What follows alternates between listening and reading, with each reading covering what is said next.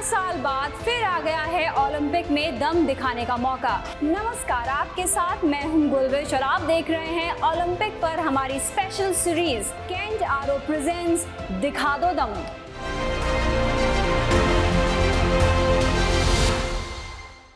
Kent आरो जो हमेशा रखता है शुद्धता का ख्याल, सालों से भरोसे की पहचान, केंट आरो रखता है आपकी सेहत का ध्यान।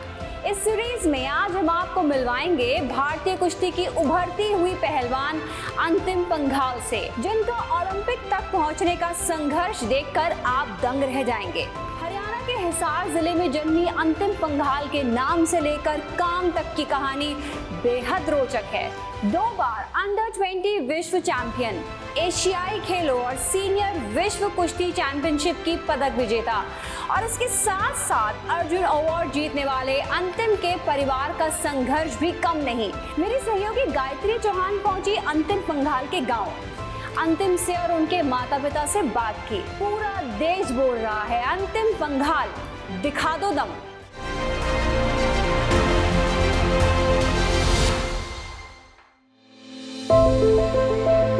आज की हमारी मेहमान भारतीय कुश्ती की एक उभरती हुई पहलवान है। 2 बार अंडर 20 विश्व चैंपियन, एशियाई खेलों और सीनियर विश्व कुश्ती चैंपियनशिप की पदक विजेता और इसके साथ साथ अर्जुन अवार्ड अपने नाम करने वाली इस युवा एथलीट का नाम है अंतिम पंघाल। हरियाणा के हिसार जिले के रहने वाली अंतिम अपने माता पिता, 3 बहनों और एक भाई के साथ रहती है।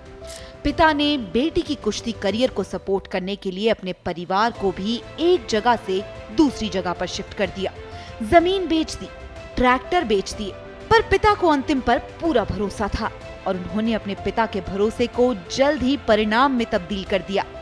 नाम इनका अंतिम है क्योंकि हरियाणा में एक प्रथा है कि जब और बेटियां नहीं चाहिए तो आखिरी लड़की का नाम अंतिम या बथेरी रख दिया जाता है।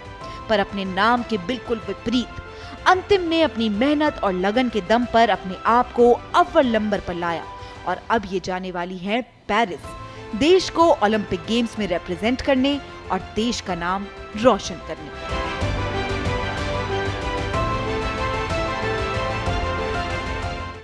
केंट से पानी होता है 100% प्योर। केंट आरो प्योरिटी दिखाता भी है। केंट देता है सबसे शुद्ध पानी। तो दोस्तों, इस समय हम मौजूद हैं हरियाणा के हिसार जिले में और हिसार जिले में हम आए हैं भावना नगर कॉलोनी में मिलने के लिए एक बहुत स्पेशल गेस्ट से।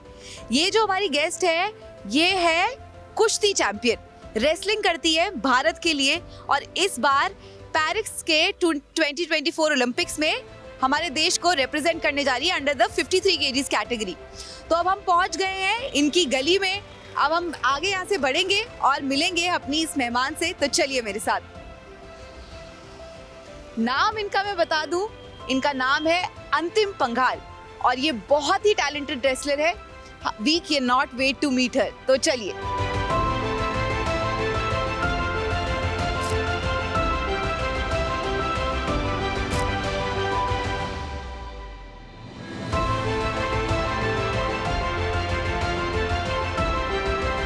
नमस्कार दर्शकों, आपका बहुत बहुत स्वागत है हमारे शो पर। आपके साथ मैं हूं गायत्री चौहान और आज हम आए हैं हरियाणा के हिसार में। तो अब ये तो सभी जानते हैं कि हरियाणा जो है वो धरती है हमारे देश की रेसलर्स की, हमारे देश के एथलीट्स की। तो आज हम कुछ ऐसा ही करने आए हैं। आज हम एक बहुत ही खास एथलीट से मिलने के लिए आए हैं और ये पेशे से एक रेसलर है, हमारे देश को इस साल के पेरिस ओलंपिक्स में रिप्रेजेंट करेंगी। इनका जो नाम है वो बड़ा ही खास है। तो चलिए बिना हम लोग फर्दर अडू इन्हीं के पास चलते हैं सीधा और इन्हीं से जानते हैं इनके नाम के बारे में। सबसे पहले इनका नाम है अंतिम जी और अब अंतिम जी हमें बताएंगी कि आपके नाम का क्या मतलब है, क्यों आपका नाम अंतिम रखा गया। जैसे गांव में ज़्यादा लड़कियां हो जाती थी तो सभी पहले तो ये था भाई लड़का नहीं हो तब तक लड़कियां पैदा होती ये करवाते थे। तो जैसे मेरी भी 3 बहनें हैं मुझसे बड़ी, तो मम्मी पापा चाहते थे अभी और लड़की ना हो और लड़का हो, इसलिए मेरा नाम अंतिम रख दिया। तो ये हरियाणा में मतलब ये रहता है ऐसा कि अगर आपने चाहते हैं कि इसके आगे और लड़की ना हो तो उसका नाम अंतिम रख दें। हाँ। और भी कुछ नाम रखते हैं। हाँ, जैसे काफी रखते हैं, बतेरी रखते हैं, ऐसे नाम रखते हैं। अच्छा। बड़ा इंटरेस्टिंग है, पर जो इनकी अंतिम बेटी हुई है इनके मम्मी पापा की, इन्होंने ऐसा कमाल कर दिखाया है कि अभी हमारे देश को रिप्रेजेंट करेंगी पेरिस ओलंपिक्स में। आपका बहुत बहुत स्वागत है हमारे शो पे। थोड़ी हम बातचीत करेंगे आपसे और थोड़ा सा जानेंगे कि अंतिम जी क्या इनका स्केड्यूल रहता है, कैसे कैसे ये सब चीज़ें इनकी रहती है प्रैक्टिस वाइज। तो सबसे पहले बताओ कि आपका क्या स्केड्यूल रहता है, सुबह से शाम तक आपका ट्रेनिंग का कैसा रहता है? सुबह लगभग 5 बजे 4:30 बजे उठते हैं, उसके बाद ट्रेनिंग करते हैं जाके, 5:30 बजे ट्रेनिंग स्टार्ट हो जाती है हमारी। उसके बाद में हमारी ट्रेनिंग 9-10 के बीच तक चलती है। फिर शाम को भी हमारी ट्रेनिंग 4 बजे स्टार्ट होती है और 7:30-8 बजे तक शाम को ट्रेनिंग होती है। मतलब पूरा दिन आपका प्रैक्टिस में निकल जाता है सुबह से लेकर शाम तक। और ये रोज़ का होता है आपका, रोज़ प्रैक्टिस करनी है बिना कुछ छूटे? हाँ। और ब्रेक उसमें कुछ मिलता है बीच में? नहीं, ऐसे ब्रेक तो नहीं मिलता है, बस मतलब एक आधा टाइम ज़्यादा हो जाती है प्रैक्टिस, किसी दिन तो एक टाइम बोल देते हैं भाई हल्का है, या फिर कुछ भी, मतलब रेस्ट नहीं देते लेकिन थोड़ा कम करवा देते हैं प्रैक्टिस में। अच्छा, और डाइट क्या रहती है आपकी, किस तरीके की? क्योंकि रेसलर है आप, आपको अपना बॉडी का मास मसल भी मेंटेन करके रखना है सब, तो क्या कैसी डाइट रहती है आपकी? जैसे सुबह तो प्रैक्टिस पे जाते हैं तो वहाँ पे ये लेके जाते हैं, जैसे नारियल पानी हो गया, मुनका हो गया, तो अपने साथ में लेके जाते हैं। हाँ, मैंने बाहर देखा है, इतना बड़ा ढेर लगा है नारियल पानी का। उसके बाद में फिर मम्मी बादाम ले आती है, जूस दे देती है, दलिया हो जाता है, ऐसे सब चीज़ सुबह प्रैक्टिस में खाते हैं। उसके बाद में घर पे आ जाते हैं। घर पे आने के बाद जैसे खाना हो गया, रोटी हो गई या फिर सलाद हो गई, कुछ भी उसके साथ ले लेते हैं।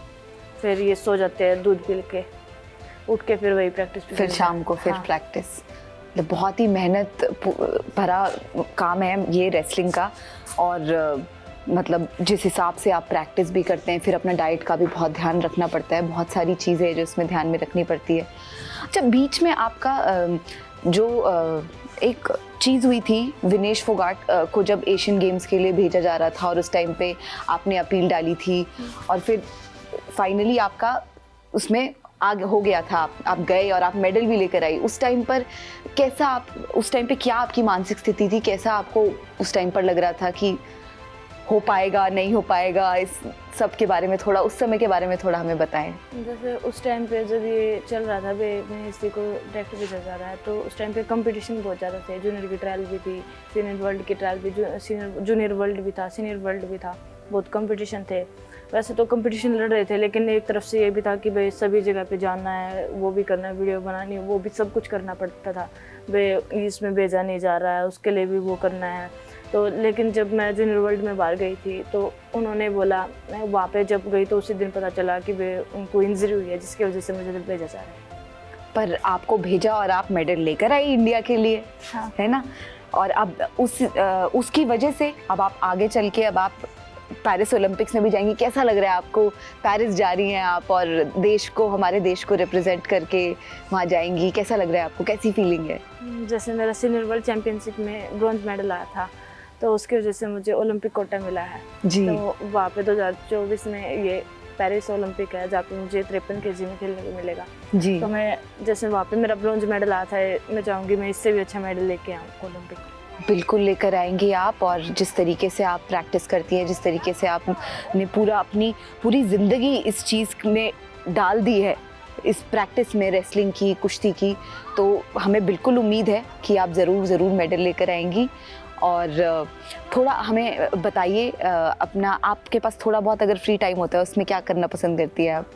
आपकी खूब सारी बहनें हैं यहाँ पर, आपके आसपास भी दोस्त होंगे, आपकी पार्टनर भी आई हुई है यहाँ पर कुश्ती वाली। हाँ, वो मतलब यहाँ पे साई में रहती है, तो संडे के दिन आ जाती है घर पे, तो इसलिए बस इन्हीं के साथ खेल लेती हूँ, थोड़ा बहुत झगड़ा कर लेती हूँ, मस्ती कर लेती हूँ इन्हीं के साथ में।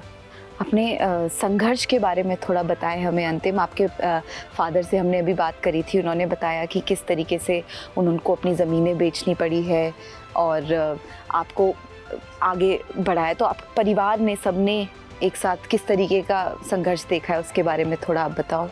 जैसे मतलब परेशानी तो बहुत ज़्यादा आती थी, मतलब सभी चीज़ों की परेशानी आती थी, मतलब कुछ भी खाने पीने की हो गया या फिर घर की स्थिति में हो गया, सभी चीज़ें में आती थी।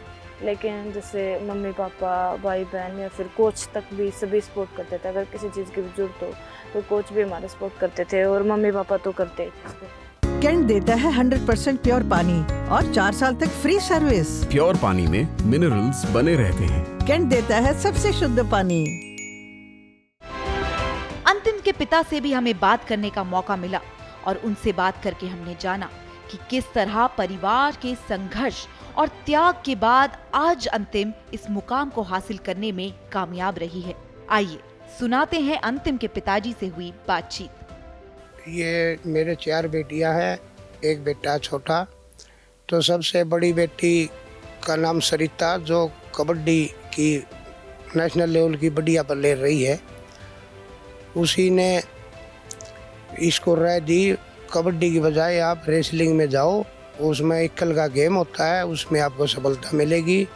हमने फिर सोचा चलो रेसलिंग में डालते हैं, तो इसमें रेसलिंग में शुरू कराया तो यह रिजल्ट दिया हमको।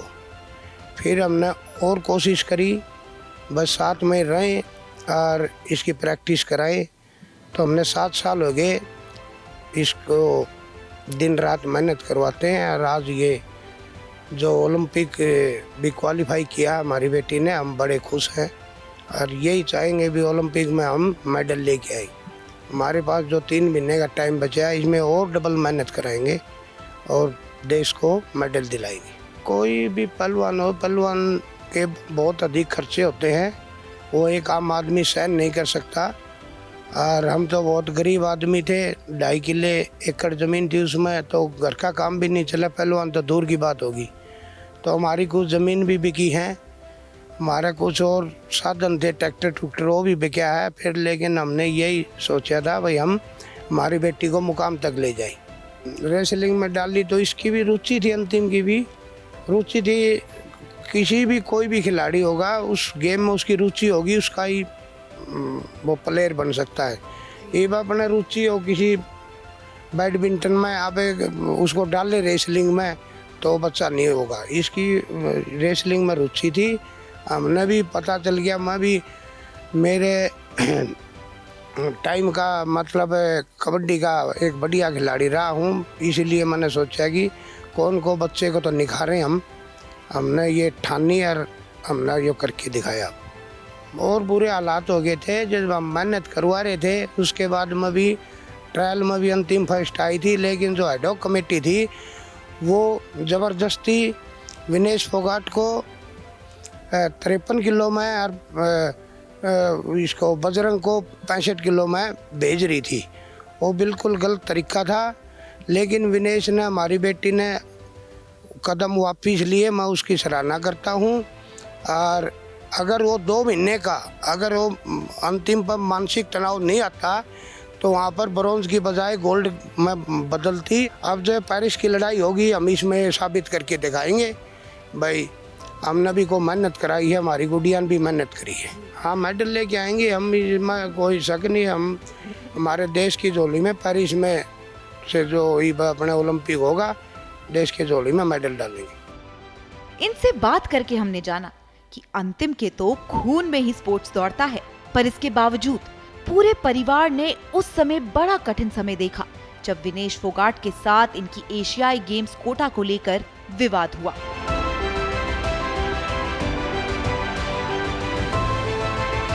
अंतिम के पिताजी से बात करके हमने जाना कि किस तरह पूरा परिवार मेहनत कर रहा है देश के लिए मेडल लाने के लिए।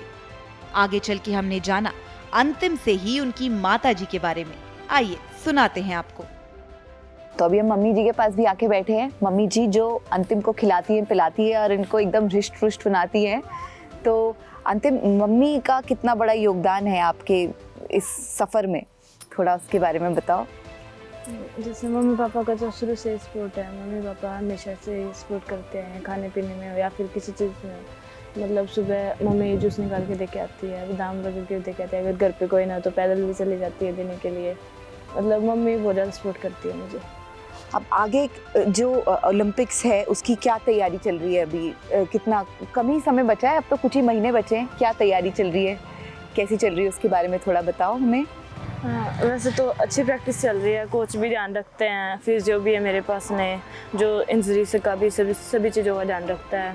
मम्मी पापा भी टाइम पे सब कुछ दे के आते हैं, बादाम भी, जूस भी, नारियल पानी भी, मन का भी, जो भी होता है सभी मतलब पूरा ध्यान रखते हैं। अभी तो मतलब कहने को 4 ही महीने 5 ही महीने बाकी हैं ओलंपिक के जी। इस बार सोचते ये रहे कि वे ओलंपिक से मेडल लेके आऊँ जी। और इस बार कोई दिमागी रूप से भी कोई टेंशन नहीं है आपको अब, क्योंकि जितना भी वो पहले का था जो चल रहा था विनेश फोगाट का भी सब चीज़ खत्म हो गई। अब आप अपने दम पर सामने आके खड़े हुए और अपने दम पे जो आपने मेडल जीता उसी की वजह से अब आप ओलंपिक्स में जा रही हैं। तो बहुत अच्छी फीलिंग होगी ये। तो हम उम्मीद करते हैं कि आप बहुत अच्छा आगे भी करें और जब आप पेरिस में जाएं तो ज़रूर इंडिया के लिए मेडल लेकर आए, यही उम्मीद है हमें आपसे। अभी ना मैं आपको कुछ बहुत ही स्पेशल 2 चीज़ें दिखाने वाली हूँ, वो 2 चीज़ें जिसने हमारी रेसलर को एक्चुअल पहलवान बनाया है। आ जाओ। ये देख रहे हो आप, ये प्यारी सी भैंस, यही है वो भैंस जिसका दूध पी के हमारी पहलवान बनती है। हेलो। ज़्यादा पास नहीं जाऊंगी मैं क्योंकि डर लगता है मुझे। एक और चीज़ दिखाती हूँ, इधर देखो, ये ढेर दिख रहा है आपको यहाँ पे, ये नारियलों का ढेर। ये पहलवान की प्रैक्टिस के बाद जो वो नारियल पीती है, नारियल पानी पीती है, उसका ढेर यहाँ पे लगा हुआ है। तो हमारी उम्मीद यही रहेगी कि यूनाइटेड वर्ल्ड रेसलिंग की rising star of this year भी रहे हमारी अंतिम। और इनसे बातचीत करी हमने आज, इनकी प्रैक्टिस से लेकर इनकी डाइट से लेकर सब चीज़ों के बारे में हमने आज जाना इनसे। और जिस तरह से प्रैक्टिस कर रही है, बहुत अच्छा प्रैक्टिस कर रही है, आगे बहुत अच्छा करेंगी, इसी की हम उम्मीद रखते हैं। और आज के हमारे शो में बस इतना ही। बहुत बहुत धन्यवाद हमें ज्वाइन करने के लिए। तो देखा आपने कितना संघर्ष किया है अंतिम पंघाल और उनके परिवार ने ओलंपिक तक पहुंचने के लिए। पूरे देश की दुआएं अंतिम पंघाल के साथ हैं। हमें उम्मीद है कि ये जाबाज खिलाड़ी देश के लिए 2024 के पेरिस ओलंपिक से गोल्ड मेडल जरूर लेकर आएंगी। खिलाड़ियों का हौसला बढ़ाने के लिए शुक्रिया केंट आरो। देश की शान बढ़ा दो, खिलाड़ियों दिखा दो दम। अगले एपिसोड में फिर हाजिर होंगे किसी और ओलंपिक स्टार के साथ। नमस्कार। जी हाँ, सिर्फ केंट देता है 4 साल तक फ्री सर्विस। और सर्विस मिले सबसे फास्ट। केंट का सबसे शुद्ध पानी पीते रहें और बेफिक्र रहें।